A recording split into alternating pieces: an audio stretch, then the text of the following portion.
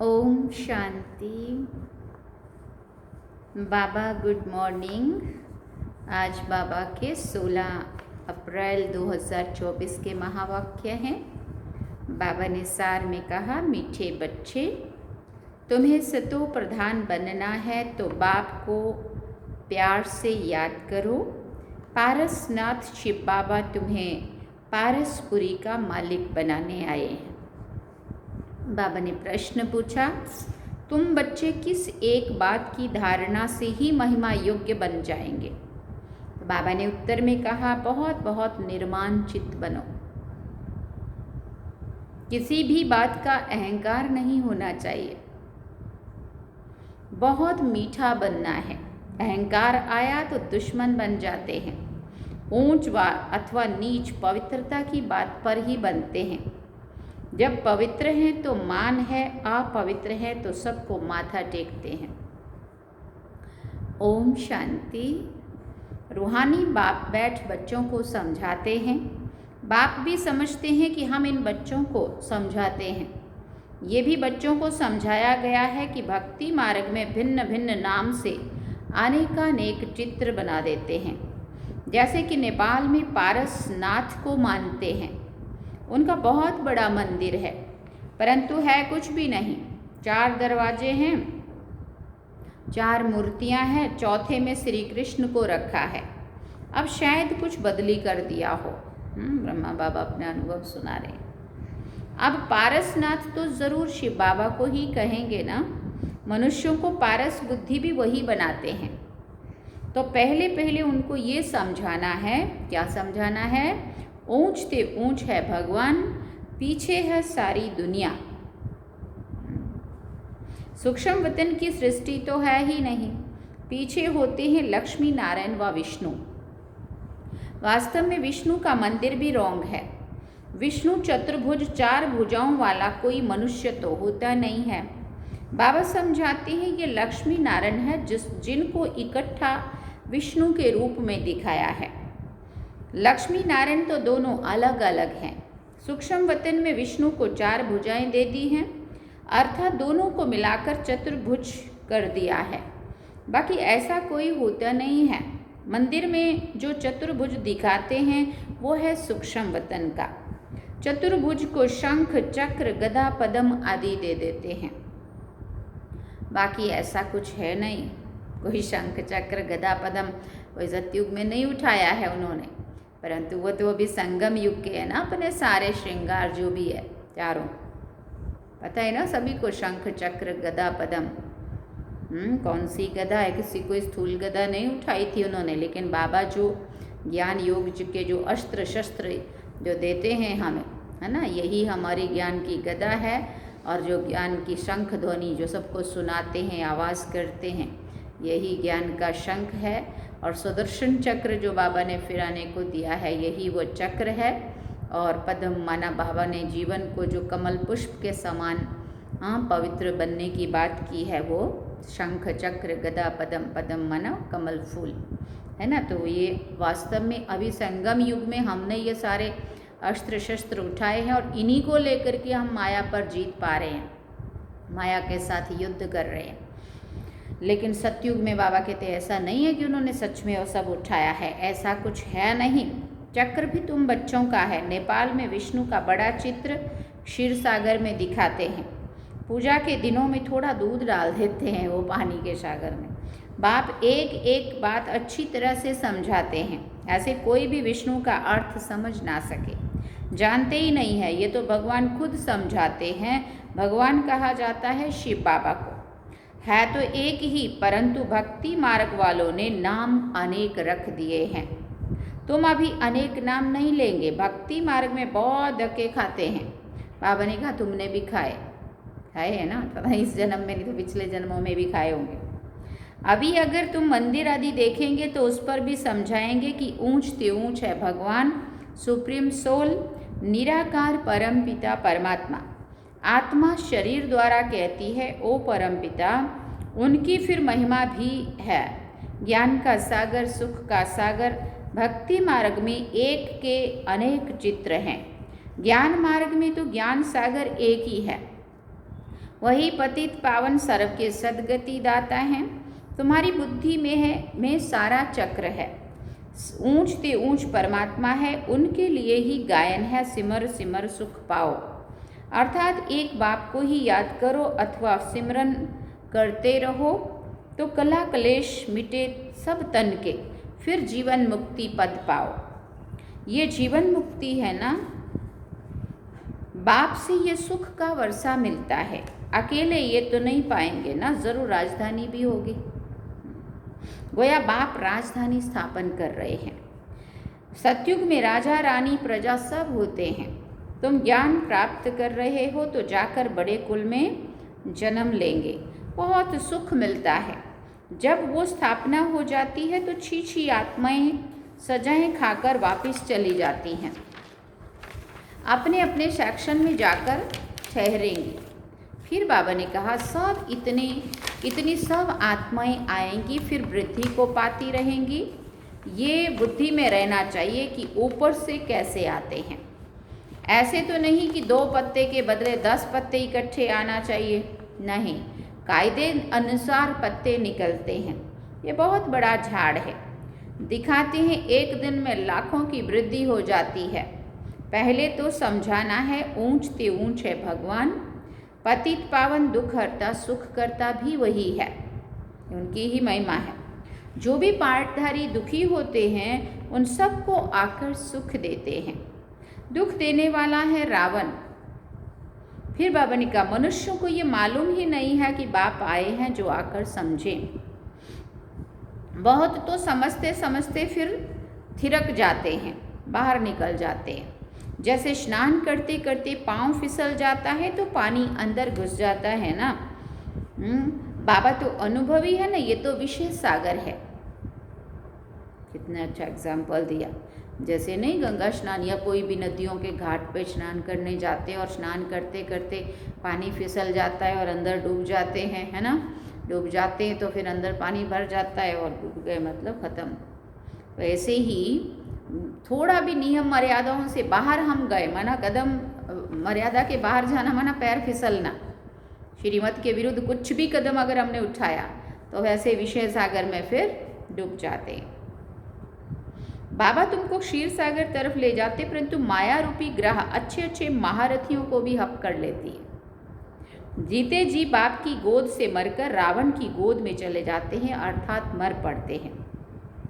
तुम बच्चों की बुद्धि में है ऊंच ते ऊंच, बाप फिर रचना रचते हैं। हिस्ट्री ज्योग्राफी सूक्ष्म वतन की तो है नहीं। भले तुम सूक्ष्म वतन में जाते हो, साक्षात्कार करते हो, वहाँ चतुर्भुज देखते हो, चित्रों में है ना, तो वो बुद्धि में बैठा हुआ है तो ज़रूर साक्षात्कार होगा। परंतु ऐसी कोई चीज़ है नहीं, ये भक्ति मार्ग के चित्र हैं। अभी तक भक्ति मार्ग चल रहा है, भक्ति मार्ग पूरा होगा तो फिर ये चित्र रहेंगे नहीं। स्वर्ग में ये सब बातें भूल जाएंगी। अब बुद्धि में है कि ये लक्ष्मी नारायण के 2 रूप हैं चतुर्भुज के। लक्ष्मी नारायण की पूजा सो चतुर्भुज की पूजा। लक्ष्मी नारायण का मंदिर या चतुर्भुज का मंदिर बात एक ही है। इन दोनों का ज्ञान और किसी को भी नहीं है, और किसी को भी ये पता नहीं है कि जो लक्ष्मी नारायण है उनका ही कंबाइंड रूप विष्णु है, चतुर्भुज विष्णु, और उन महालक्ष्मी का भी जो 4 भुजाएं दिखाई है वो भी लक्ष्मण नारायण का कंबाइंड रूप है। ये बात बाबा कहते किसी को भी पता नहीं है। तुम जानते हो ये लक्ष्मी नारायण का राज्य है, विष्णु का राज्य तो नहीं कहेंगे ना। ये पालना भी करते हैं, सारे विश्व के मालिक हैं तो विश्व की पालना करते हैं। शिव भगवान उवाच, मैं तुमको राजयोग सिखाता हूँ, अपने को आत्मा समझ बाप को याद करो तो इस योग अग्नि से विकर्म विनाश होंगे। डिटेल में समझाना पड़े, बोलो ये भी है गीता, सिर्फ गीता में श्री कृष्ण का नाम डाल दिया है, ये तो रॉन्ग है, सबकी गिलानी कर दी है, इसलिए भारत तमो प्रधान बन पड़ा है।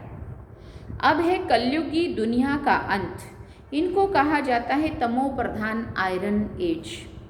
जो सतो प्रधान थे उन्होंने ही 84 जन्म लिए हैं। जन्म मरण में तो ज़रूर आना है। जब पूरे 84 जन्म लेते हैं तब फिर बाप को आना पड़ता है पहले नंबर में। एक की बात नहीं है, इनकी तो सारी राजधानी थी ना, फिर ज़रूर होनी चाहिए। बाप सबके लिए कहते हैं अपने को आत्मा समझो, बाप को याद करो, तो योग अग्नि से क्या होगा, पाप कट जाएंगे। कामचिता पर बैठ सब सांवरे हो गए हैं, अब सांवरे से गोरा कैसे बने, सो तो बाप ही सिखलाते हैं। श्री कृष्ण की आत्मा जरूर भिन्न भिन्न नाम रूप लेकर आती होगी। जो लक्ष्मी नारायण थे उनको ही 84 जन्मों के बाद फिर ये बनना है, तो उनके बहुत जन्मों के अंत में बाप आकर प्रवेश करते हैं, फिर वो सतो प्रधान विश्व के मालिक बनते हैं। तुम्हारे में पारस नाथ को पूजते हैं, शिव को भी पूजते हैं, ज़रूर उन्हों को शिव ने ही ऐसा पारस नाथ बनाया होगा। टीचर तो चाहिए ना उनको ऐसा बनाने वाला, वो है ज्ञान सागर। अब सतो प्रधान पारसनाथ बनना है तो बाप को बहुत प्यार से याद करो। तो जो मैली आत्मा हो गई है, जितना जितना बाबा को प्यार से याद करेंगे उतनी उतनी आत्मा साफ होती जाएंगी। वही सबके दुख हरने वाला है, इसलिए दुख हरता सुख करता कहा है। बाप तो सुख देने वाला है, ये है कांटों का जंगल। बाप आए हैं फूलों का बगीचा बनाने। बाप अपना परिचय देते हैं, मैं इस साधारण बूढ़े तन में प्रवेश करता हूँ जो अपने जन्मों को नहीं जानते हैं। भगवान उवाच, मैं तुमको राजयोग सिखलाता हूँ। तो ये ईश्वरीय यूनिवर्सिटी ठहरी। एम ऑब्जेक्ट है ही राजा रानी बनने की, तो ज़रूर प्रजा भी बनेगी। मनुष्य योग योग बहुत करते रहते हैं, निवृत्ति मार्ग वाले तो अनेकानेक हठ योग करते हैं, वो राजयोग सिखला ना सके। बाप का है ही एक प्रकार का योग, सिर्फ कहते हैं अपने को आत्मा समझकर मुझ बाप को याद करो। 84 जन्म पूरे हुए, अब वापस घर जाना है, अब पावन बनना है। एक बाप को याद करो, बाकी सबको छोड़ो। छोड़ो माना बुद्धि से भूलो। भक्ति मार्ग में तुम गाते थे ना कि आप आएंगे तो हम एक संग जोड़ेंगे, तो ज़रूर उनसे वर्षा मिला था ना। आधा कल्प है स्वर्ग, फिर है नरक, रावण राज्य शुरू होता है, ऐसे ऐसे समझाना है। अपने को देह ना समझो, आत्मा अविनाशी है, आत्मा में ही सारा पार्ट नूंधा हुआ है जो तुम बजाते हो। अब शिव बाबा को याद करो तो बेड़ा पार हो जाएगा। सन्यासी पवित्र बनते हैं तो उनका कितना मान होता है, सब माथा झुकाते हैं, पवित्रता की बात पर ही ऊंच नीच बनते हैं। देवताएं हैं बिल्कुल ऊंच, सन्यासी फिर एक जन्म पवित्र बनते हैं, फिर दूसरा जन्म तो विकार से ही लेते हैं। देवताएं होते ही हैं सतयुग में। अब तुम पढ़ते हो फिर पढ़ाते भी हो। कोई पढ़ते हैं लेकिन दूसरों को समझा नहीं सकते हैं, क्योंकि धारणा नहीं होती है। बाबा कहेंगे तुम्हारी तकदीर में नहीं है तो बाप क्या करे। बाप यदि सबको आशीर्वाद बैठकर करे तो सब स्कॉलरशिप ले लेवे। वो तो भक्ति मार्ग में आशीर्वाद करते रहते हैं, सन्यासी भी ऐसे करते हैं। उनको जाकर कहेंगे मुझे बच्चा हो आशीर्वाद करो। अच्छा तुमको बच्चा होगा, बच्ची हुई तो कहेंगे भाभी, बच्चा हुआ तो वाह वाह करके चरणों में गिरते रहेंगे। अच्छा अगर फिर मर गया तो रोने पीटने गुरु को गाली देने लग पड़ेंगे। गुरु कहेगा ये भी भावी थी, कहेंगे पहले क्यों नहीं बताया। कोई मरे हुए से जिंदा हो जाता है तो ये भी भावी ही कहेंगे। अगर उसका कुछ रह गया होगा अंजल तो चित्ता पे से भी उसको होश आ जाती है, फिर घर आ जाता है ना। वो भी ड्रामा में नूंद है। अगर कोई मरे हुए से जिंदा भी हुआ ना तो वो भी एक ड्रामा में सीन था, पार्ट था उसका, कि एक बार ऐसा सीरियस हो जाएगा और चला ही गया समझ लो, और फिर वापस भी आ गया। आत्मा कहाँ छिप जाती है। डॉक्टर लोग भी समझते हैं ये मरा पड़ा है फिर जिंदा हो जाता है। कितने लोगों के ऐसे केस सुनाते हैं। हाँ, अर्थी पे ले भी गए और चित्ता पे भी रख दिया और वहाँ उसने आँख ही खोल दी। सोचो, चित्ता पर चढ़े हुए भी उठ पड़ते हैं। देखो, कोई एक ने किसी को माना तो उसके पीछे ढेर पड़ जाते हैं। तुम बच्चों को तो बहुत निर्मांचित होकर चलना है, अहंकार जरा भी ना रहे। आजकल किसी को ज़रा भी अहंकार दिखाया तो दुश्मनी बढ़ी। बहुत मीठा होकर चलना है। नेपाल में भी आवाज़ निकलेगा, ये तब कहा था बाबा ने, नेपाल में भी आवाज़ निकलेगा। और आज आवाज़ नेपाल में बहुत आवाज़। नेपाल काठमांडू में राज दीदी है नेपाल के बड़े, तो उनके द्वारा वहाँ बहुत सेवाएं बाबा करा रहा है। वहाँ का राज परिवार भी बाबा का है, मतलब बहुत अच्छा संपर्क में दीदी के है। अभी तुम बच्चों की महिमा का समय है नहीं तो उनके अखाड़े उड़ जाएं, बड़े बड़े जग जाएं और सभा में बैठ सुनाएं तो उनके पिछाड़ी ढेर आ जाएं। कोई भी MP बैठ तुम्हारी महिमा करे कि भारत का राजयुग इन ब्रह्मा कुमार कुमारियों के सिवाय कोई सिखला नहीं सकते। ऐसे अभी तक कोई निकला नहीं है, ये तब कहा था बाबा ने। अब तो बहुत निकल गए ऐसे जो बोलते भी हैं। अपना रायपुर छत्तीसगढ़ है ना, वहाँ तो सारा विधानसभा के MLA और वही सब क्लास में भी आते हैं सभी, और उनके वहाँ प्रोग्राम भी बहुत होते हैं। कितने तो मुख्यमंत्री बाबा के बन गए हैं, और तो अभी तो राष्ट्रपति भी है ना, पता है ना आप सभी को भी। तो अभी तो तब की बात थी, बाबा ने तब कहा था देखना एक दिन राष्ट्रपति भवन बाबा का घर बन जाएगा। और सही में आज बाबा बैठ गया है जाके राष्ट्रपति भवन में, बाबा का रूम है ना। तो बाबा कहते बच्चों को तो बहुत होशियार चमत्कारी बनना है, फलाने भाषण कैसे करते सीखना चाहिए। सर्विस करने की युक्ति बाप सिखलाते हैं। बाबा ने जो मुरली चलाई एक्यूरेट कलप ऐसे ही चलाई होगी। ड्रामा में नोंद है। प्रश्न नहीं उठ सकता कि ऐसे क्यों। ड्रामानुसार जो समझाना था वो समझाता रहता हूँ। बाकी लोग तो अथाह प्रश्न करेंगे। बोलो पहले मनमना भव तो हो जाओ। बाप को जानने से तुम सब कुछ जान जाएंगे। अच्छा, मीठे मीठे सिक्के दे बच्चों प्रति माता पिता बाप दादा का याद प्यार और गुड मॉर्निंग। रूहानी बाप की रूहानी बच्चों को नमस्ते। हम रूहानी बच्चों की रूहानी माता पिता बाप दादा को दिल व जान सिकवा प्रेम से याद प्यार गुड मॉर्निंग नमस्ते। थैंक यू बाबा, शुक्रिया बाबा। अवधारणा के लिए मुख्य सार है। पहला पॉइंट, सर्विस की युक्ति सीखकर बहुत होशियार और चमत्कारी बनना है। धारणा कर फिर दूसरों को भी करानी है। पढ़ाई से अपनी तकदीर आपे ही बनानी है। दूसरी बात, किसी भी बात में ज़रा भी अहंकार नहीं दिखाना है। बहुत मीठा और निर्मांचित बनना है। माया रूपी ग्रह से अपनी संभाल करनी है। वरदान में बाबा ने कहा बीती को श्रेष्ठ विधि से बीती कर यादगार स्वरूप बनाने वाले पास विद ऑनर भव। बीती को श्रेष्ठ विधि से बीती कर यादगार स्वरूप बनाने वाले पास विद ऑनर भव। पास्ट इज पास्ट तो होना ही है। समय और दृश्य सब पास हो जाएंगे, लेकिन पास विद ऑनर बनकर हर संकल्प व समय को पास करो। अर्थात बीती को ऐसी श्रेष्ठ विधि से बीती करो जो बीती को स्मृति में लाते ही वाह वाह के बोल दिल से निकलें।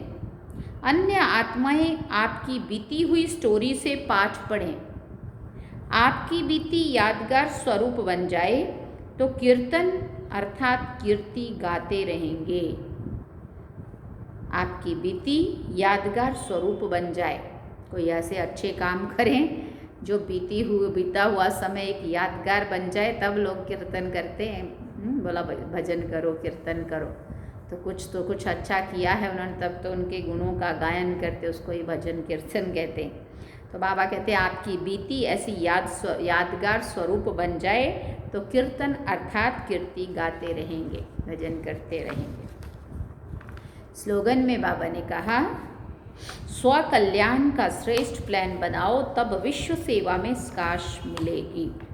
स्व कल्याण का श्रेष्ठ प्लान बनाओ तब विश्व सेवा में स्काश मिलेगी। अच्छा, ओम शांति। सार में बाबा ने कहा मीठे बच्चे, तुम्हें सतो प्रधान बनना है। तो बाप को प्यार से याद करो, पारसनाथ शिव बाबा तुम्हें पारसपुरी का मालिक बनाने आए हैं। ओम शांति। ये थे बाबा के आज के महावाक्य जो हम सभी ने सुने। और मुझे एक बात याद आई थी, मुझे कहनी थी आप सबसे कि जो भी मुरली सुनते हैं आप में से, जो भी मुरली सुनते हैं ये लोग रोज़, तो वो अपना हाजिरी लगा लेना, क्योंकि हमें पता नहीं होता कौन सुन रहा है।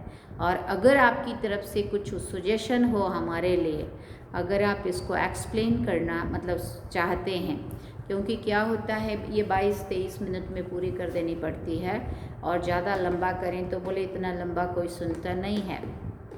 परंतु कई बार क्या होता, सीधा सीधा सुन के भी मज़ा नहीं आता। अगर आप चाहते हैं कि हम थोड़ा और इसको एक्सप्लेन करें, क्योंकि जैसे क्लास में सुनते हैं ना, तो उसको तो थोड़ा और खोल के सुना देते हैं, कोई बीच में एग्जाम्पल भी देते हैं, लेकिन इसमें हम सीधा सीधा पढ़ लेते हैं। तो अगर आपको ये ठीक है कि कम समय में और ऐसे सीधा अच्छा है, तो वो भी आप बता सकते हैं। और अगर आप चाहते हैं कि इसको थोड़ा और एक्सप्लेन किया जाए,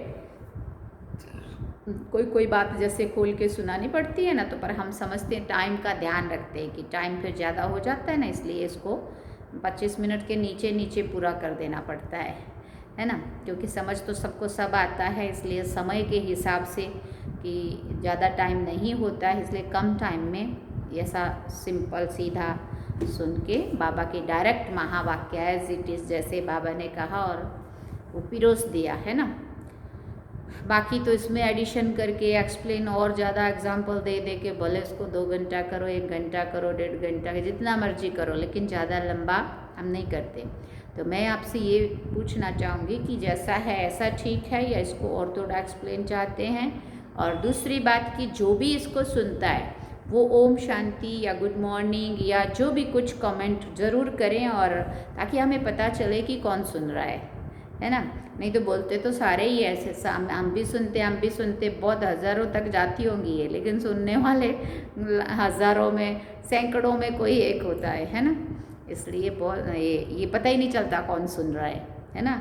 और किसको कैसा लग रहा है वो भी आप इसमें सुना सकते हैं, और इसमें और आपका कोई सजेशन हो तो आप उसमें दे सकते हो। ओम शांति। और बाकी सभी को, अगर मासी भी रोज़ सुनते हैं, नर्मदा मासी है ना हमारे, वो भी रोज़ सुनते हैं, ऐसा उन्होंने मुझे बताया था।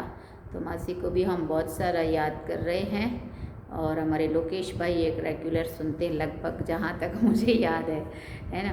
तो आप सबको भी हम सामने रख के कि आप क्लास में ही बैठे हो, उस हिसाब से सामने हाज़िरी। और नर्मदा मासी आपकी तो हम रजिस्टर में हाज़िरी भी पुरते हैं, हाज़िरी लगाते हैं हम आपकी। आप वहाँ मुरली सुनते हो, हम यहाँ हाज़िरी लगाते हैं, है ना। कनाडा की हाज़िरी यहाँ लग जाती है रजिस्टर पे, सोचो। तो अगर आप ओम शांति लिखेंगे या कुछ भी कमेंट करेंगे तो आपकी हाज़िरी समझो लग जाएगी। नहीं तो हम सोचेंगे पता नहीं अब किसने सुना होगा, है ना। कुछ ना कुछ कमेंट करना चाहिए हमें रोज़, चाहे ओम शांति बाबा या दीदी या गुड मॉर्निंग या जो भी कुछ, कोई बात मुरली की बात सुनते सुनते अच्छी लगी, उसी को ही बाबा के लिए थैंक यू बाबा, आपने ये बात अच्छी मतलब जो भी सुनाई है ना, होता है ना कुछ कमेंट करना, तो वो आप ज़रूर करेंगे, है ना। ओम शांति। चलते हैं अभी बाबा की याद।